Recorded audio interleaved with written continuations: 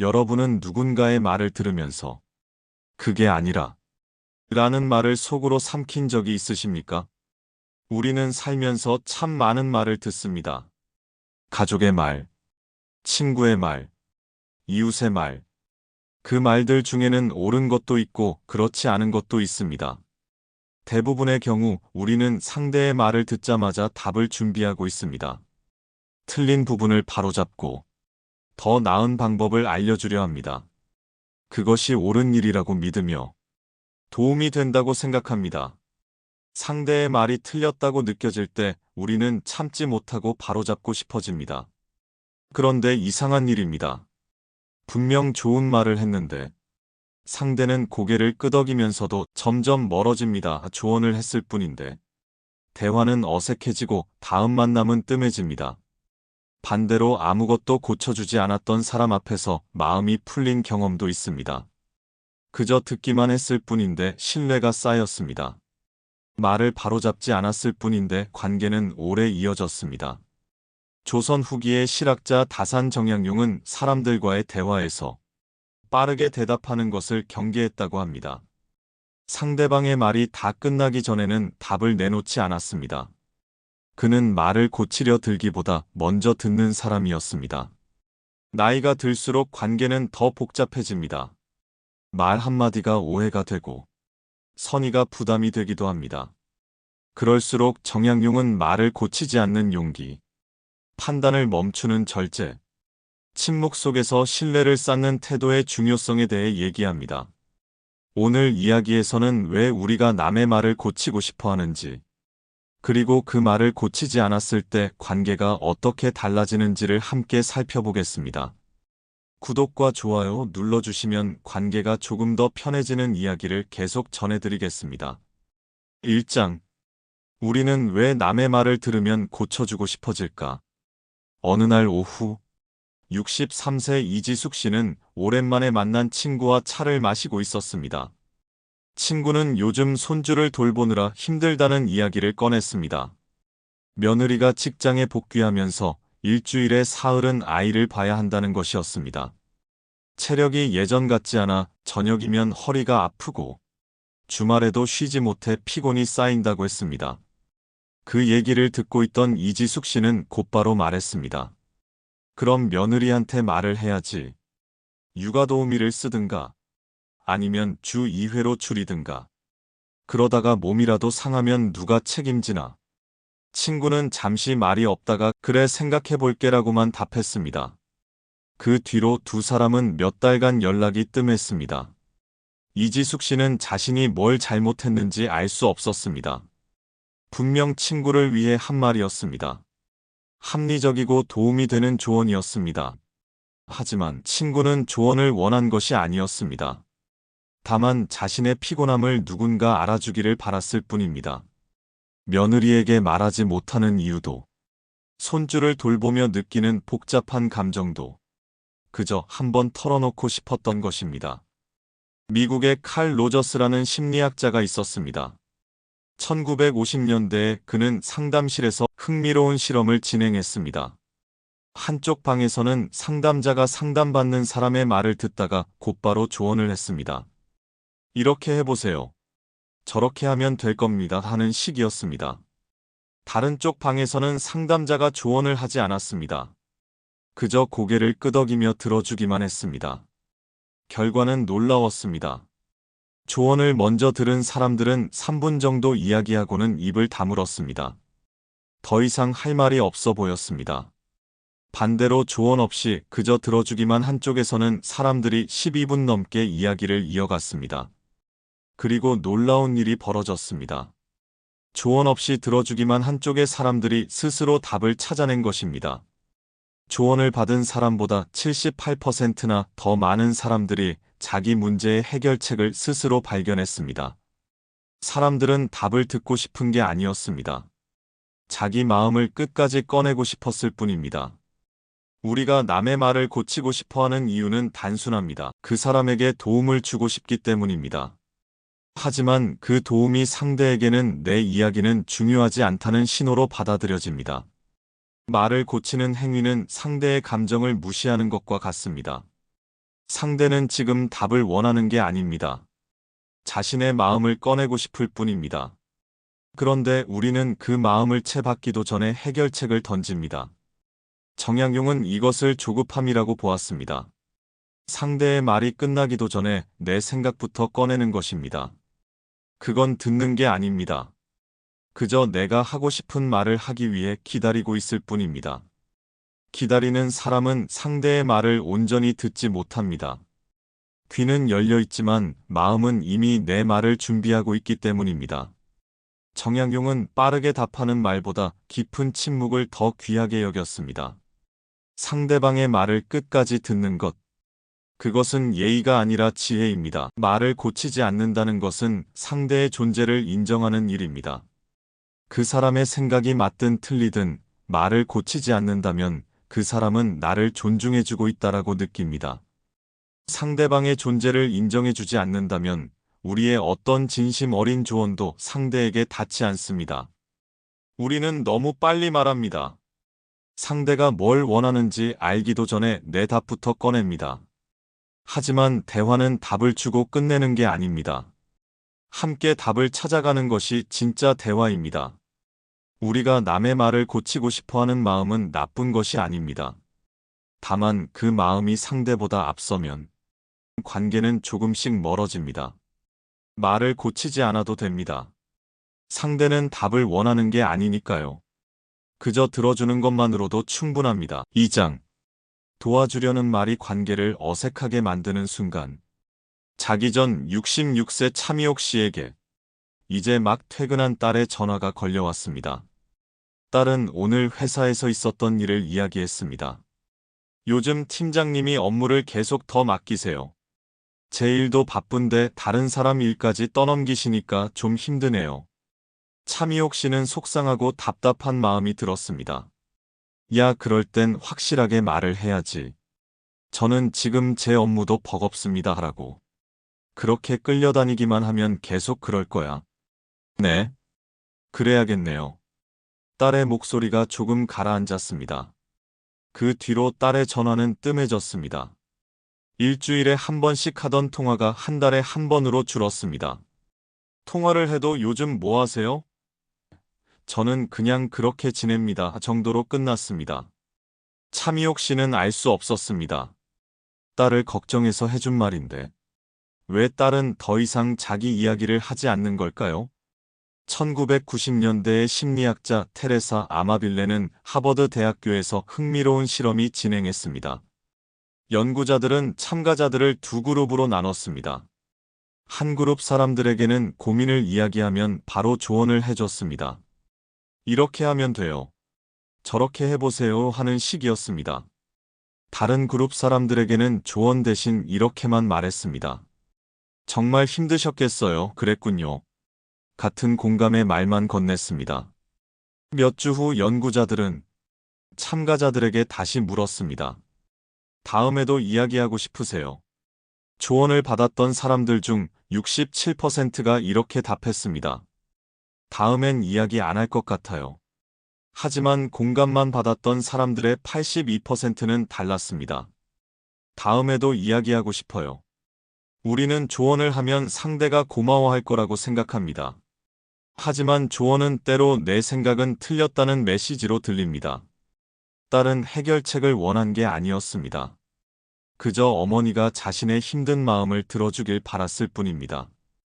그런데 차미옥 씨는 문제를 해결하려 했습니다. 그 순간 딸은 자신의 감정이 무시당했다고 느낍니다. 정약용은 이것을 과도한 개입이라고 보았습니다. 상대가 부르지 않았는데 먼저 들어가는 것. 그것은 관계를 지키는 것이 아니라 침범하는 것입니다.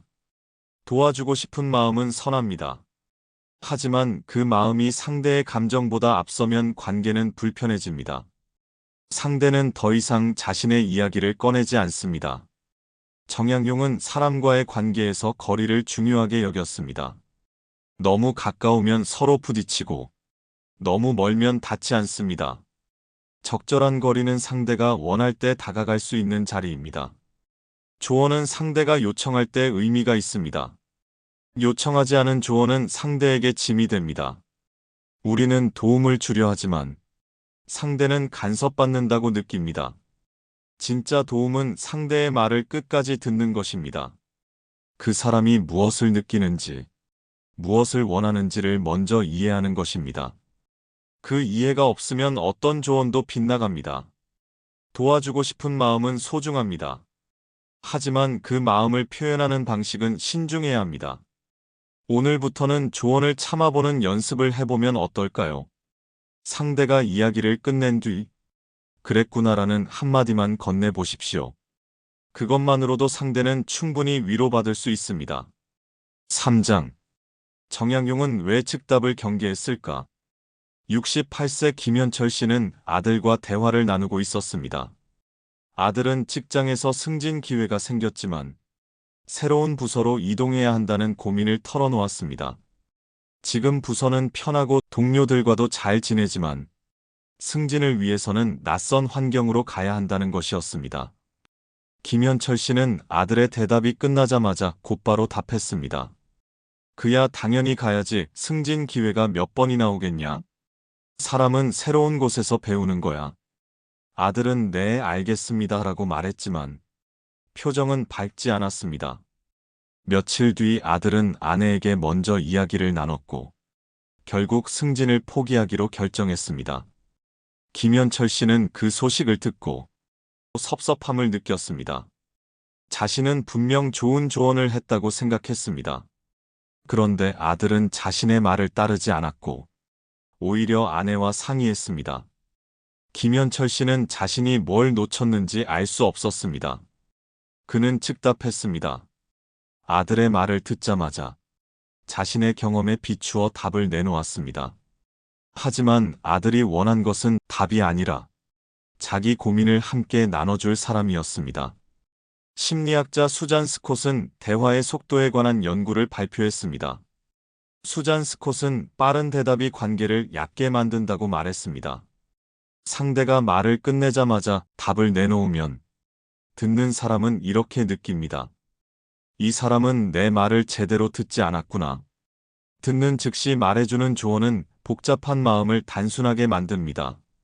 말 속에 담긴 여러 감정들, 말하지 못한 사연들, 그 모든 것이 생략됩니다. 문제는 그저 해결 가능한 것으로 줄어듭니다. 그 순간 상대는 느낍니다. 내 마음을 이해받지 못했구나. 우리는 빨리 답하는 것이 능력이라고 생각합니다. 즉답은 똑똑해 보이고 침묵은 우유부단해 보입니다. 하지만 실제로는 정반대입니다. 즉답은 상대의 말을 끝까지 듣지 않은 상태에서 나옵니다. 상대가 무엇을 의도했는지, 어떤 맥락에서 그 말을 꺼냈는지를 충분히 이해하지 못한 채 답을 내놓습니다. 정약용은 즉답을 경계했습니다. 그는 상대의 말이 끝난 뒤에도 잠시 침묵했습니다. 그 침묵은 우유부단함이 아니라 신중함이었습니다. 상대의 말을 곱씹고 그 안에 담긴 의도를 읽어내는 시간이었습니다. 즉답은 대화를 빠르게 끝낼 수 있지만 관계는 천천히 망가뜨립니다. 즉답을 들은 상대는 자신의 말이 제대로 전달되지 않았다고 느낍니다. 정약용은 말의 무게를 중요하게 생각했습니다. 빠른 말보다 무거운 말이 사람의 마음을 움직인다고 보았습니다. 침묵은 무능력이 아닙니다. 침묵은 상대를 존중하는 태도입니다. 상대의 말을 충분히 받아들이고 그것을 이해한 뒤에 답을 내놓는 것. 그것이 진정한 소통입니다. 우리는 너무 빨리 말하려 합니다. 상대가 무엇을 말하려는지도 모른 채 우리의 답을 먼저 준비합니다. 하지만 그 답은 상대에게 닿지 않습니다. 즉답을 참는 것은 쉽지 않습니다. 우리는 빨리 말해야 한다는 압박을 느낍니다. 하지만 오늘부터는 조금 천천히 답해보면 어떨까요? 상대의 말이 끝나고 나서 3초만 더 기다려 보십시오. 그 3초가 관계를 완전히 바꿀 수 있습니다. 4장. 말을 바로잡는 사람이 먼저 지치게 되는 이유. 64세 김영숙 씨는 친구들과의 모임에서 늘 중재자 역할을 맡았습니다. 누군가 잘못된 정보를 이야기하면 바로 잡아주었고 논리가 맞지 않으면 친절하게 설명해 주었습니다. 감정적으로 흐르는 대화가 있으면 이성적인 방향으로 이끌었습니다. 처음에는 친구들이 고마워했습니다. 역시 내가 정확하네. 내 말이 맞아 같은 반응이 돌아왔습니다. 하지만 시간이 지나면서 분위기는 조금씩 달라졌습니다. 친구들은 김영숙 씨의 앞에서 말수가 줄었습니다. 무언가 이야기를 꺼내려다가도 이건 확실하지 않으니까 말 안 할래 하며 입을 다물었습니다. 모임은 예전만큼 편하지 않았고 웃음도 줄어들었습니다. 김영숙 씨는 지쳐갔습니다. 자신은 잘못된 것을 바로잡으려 했을 뿐인데 왜 사람들은 점점 불편해하는 걸까요? 자신은 도움을 주려 했을 뿐인데 왜 관계는 무거워지는 걸까요? 심리학자 그레이 채프먼은 정서적 노동에 관한 연구를 진행했습니다. 그는 남의 말을 자꾸 고쳐주는 사람이 왜 지치는지 분석했습니다. 이런 사람들은 자신을 책임자로 여깁니다. 대화가 정확해야 하고 논리가 맞아야 한다고 믿습니다. 그것이 자기 역할이라고 생각합니다. 하지만 이 역할은 오래 갈 수 없습니다. 계속 남의 말을 살피고 고치고 설명하는 일은 몹시 피곤한 일입니다. 동시에 상대도 변합니다. 점점 말을 조심하게 되고 입을 다물게 됩니다. 대화는 긴장된 상태로 이어집니다. 그 긴장이 관계 전체를 무겁게 만듭니다. 말을 바로잡는 사람이 먼저 지치는 이유는 간단합니다. 한쪽만 계속 주기 때문입니다. 한쪽은 가르치고 다른 쪽은 배웁니다. 주는 쪽은 언젠가 바닥이 납니다. 받는 쪽은 빚진 기분을 느낍니다. 우리는 말을 고치면 상대가 나아질 거라고 생각합니다. 하지만 실제로는 우리 자신이 먼저 지칩니다. 말을 고치는 사람은 끊임없이 신경을 씁니다. 상대의 말을 듣는 것이 아니라 평가합니다. 저 말은 맞다. 저 말은 틀렸다를 계속 판단하면서 듣습니다. 그 과정에서 에너지가 소모됩니다. 정약용은 이것을 불필요한 간섭이라고 보았습니다. 상대의 삶은 상대의 것입니다. 우리가 그 삶을 대신 살아줄 수 없습니다. 그런데 우리는 상대의 삶에 자꾸 개입하려 합니다. 말을 고치지 않는다는 것은 상대를 포기하는 것이 아닙니다. 상대의 선택을 인정하는 것입니다. 그 사람은 자신의 삶을 스스로 책임질 수 있는 사람입니다. 우리는 너무 많은 것을 책임지려 합니다. 상대의 선택까지 우리가 관리해야 한다고 생각합니다. 하지만 그것은 우리의 몫이 아닙니다. 말을 고치는 습관은 하루아침에 바뀌지 않습니다. 우리는 오랫동안 그렇게 살아왔습니다. 하지만 오늘부터는 조금씩 내려놓아 보면 어떨까요? 상대의 선택은 상대의 것입니다. 우리는 그저 곁에서 지켜봐 주면 됩니다. 그것만으로도 충분한 역할을 하는 것입니다. 상대의 말을 끝까지 두는 태도. 올해 73세 이재만 씨는 손주와 함께 공원을 산책하고 있었습니다. 손주는 학교에서 있었던 일을 이야기했습니다. 친구와 다퉜다는 것이었습니다. 친구가 자기 물건을 허락 없이 썼고 그래서 화가 났다고 했습니다. 이재만 씨는 그저 손주의 이야기를 듣고만 있었습니다. 손주는 말을 이었습니다. 친구에게 화를 냈더니 친구가 울었고 선생님께 혼났다고 했습니다. 자기는 잘못한 게 없는데 왜 자기만 혼났는지 억울하다고 했습니다. 이재만 씨는 여전히 듣고 있었습니다. 손주는 한참을 더 이야기했습니다. 친구가 미운데 그래도 같이 놀고 싶다는 것이었습니다. 어떻게 해야 할지 모르겠다고 했습니다. 이재만 씨는 잠시 침묵했다가 물었습니다. 내가 친구한테 어떻게 말하고 싶은데? 손주는 생각하더니 답했습니다. 그냥 내 물건 쓸 땐 물어봐 달라고 하면 될 것 같아요. 이재만 씨는 고개를 끄덕였습니다. 그리고 더 이상 아무 말도 하지 않았습니다. 그날 저녁 손주는 이재만 씨에게 고맙다고 말했습니다. 할아버지가 제일 잘 들어줘요라고 했습니다. 이재만 씨는 특별한 조언을 하지 않았습니다. 손주의 말을 끝까지 들었을 뿐입니다. 중간에 끼어들지 않았고 판단하지 않았으며 해결책을 강요하지 않았습니다. 심리학자 칼 로저스는 이재만 씨와 손주의 사례를 무조건적 긍정적 존중이라고 불렀습니다. 이것은 상대의 말을 평가 없이 있는 그대로 받아들이는 태도를 뜻합니다.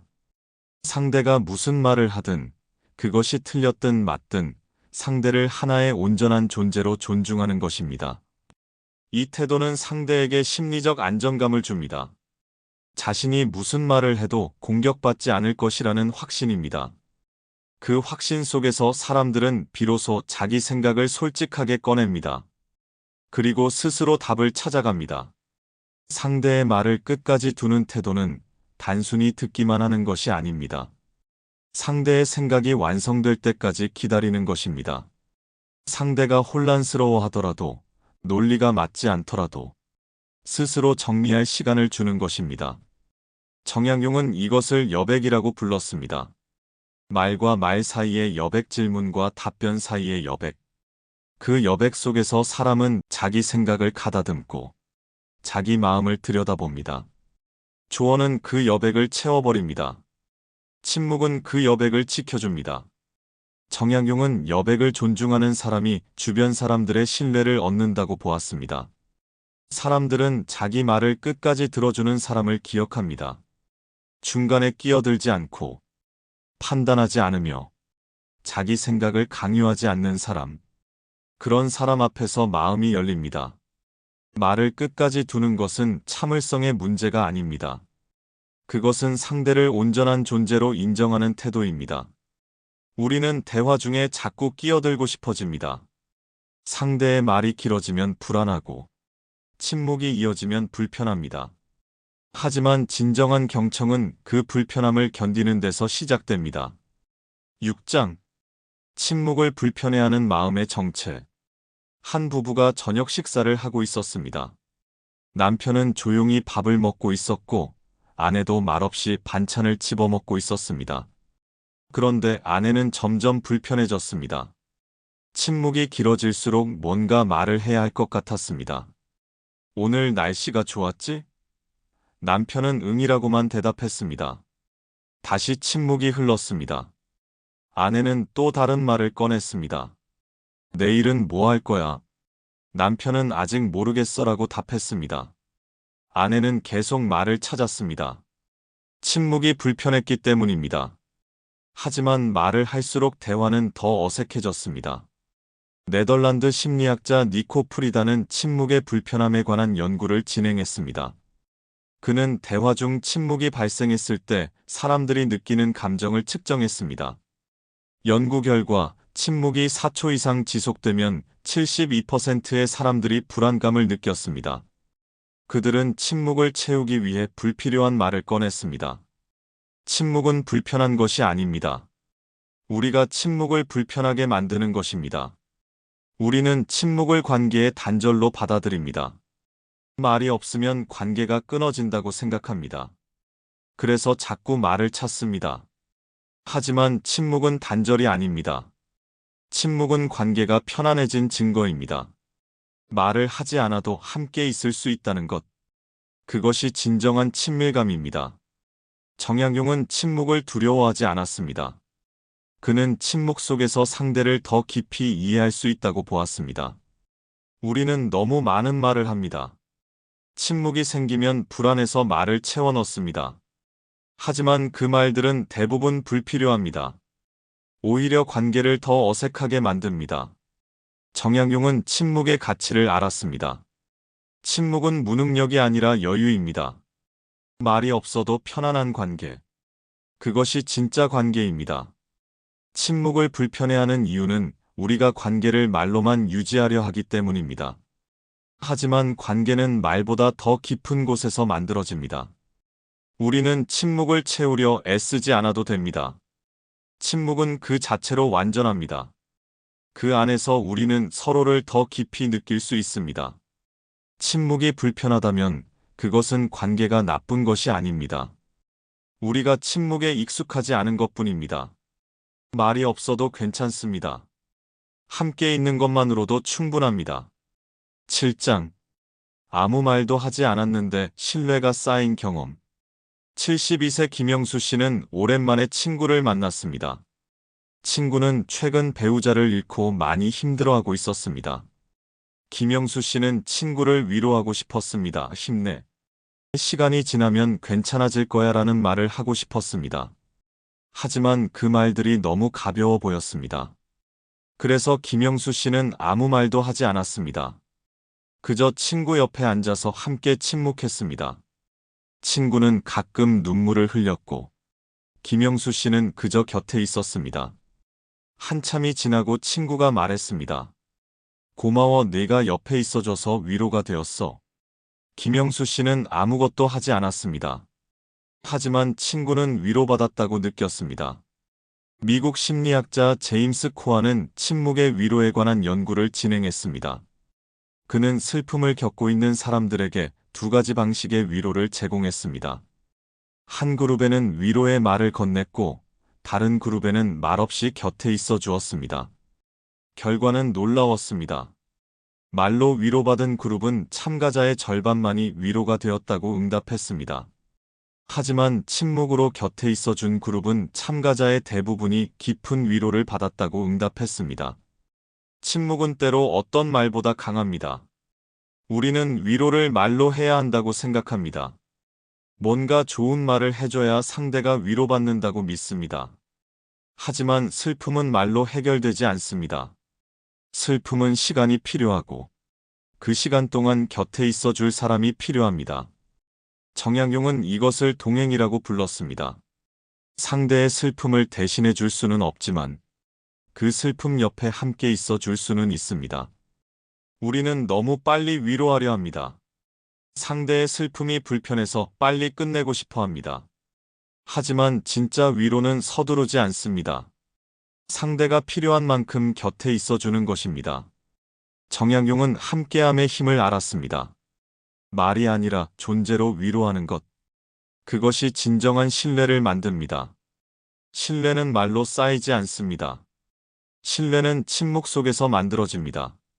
상대가 힘들 때 곁에 있어 주는 것. 아무 말도 하지 않아도 함께 있어 주는 것. 그것이 신뢰입니다. 우리는 뭔가를 해줘야 한다고 생각합니다. 하지만 때로는 아무것도 하지 않는 것이 가장 큰 도움이 됩니다. 신뢰는 말로 쌓는 것이 아닙니다. 침묵 속에서 함께 있어 주는 것으로 쌓입니다. 오늘부터는 위로의 말을 찾지 않아도 됩니다. 그저 곁에 있어 주십시오. 그것만으로도 충분한 위로가 됩니다. 8장. 고치지 않는 사람이 결국 관계를 오래 가져갑니다. 68세 김정호 씨와 67세 윤병철 씨는 같은 동네에 살고 있습니다. 둘 다 비슷한 나이에 비슷한 성격이었습니다. 68세 김정호 씨는 늘 다른 사람들의 말을 고쳐주었습니다. 그게 아니라 이렇게 해야 해. 저건 틀렸어라는 말을 자주 했습니다. 처음에는 많은 사람들이 김정호 씨를 찾았습니다. 경험이 많고 지혜롭다고 생각했습니다. 하지만 시간이 지나면서 사람들은 김정호 씨를 피하기 시작했습니다. 이야기를 꺼내면 늘 고쳐지고 조언을 듣게 되니 불편했습니다. 67세 윤병철 씨는 말이 많지 않았습니다. 사람들이 이야기를 하면 그저 듣기만 했습니다. 아, 그랬구나, 힘들었겠네라는 짧은 말만 했습니다. 처음에는 사람들이 윤병철 씨를 크게 주목하지 않았습니다. 하지만 시간이 지나면서 더 많은 사람들이 윤병철 씨를 찾았습니다. 이야기가 편했기 때문입니다.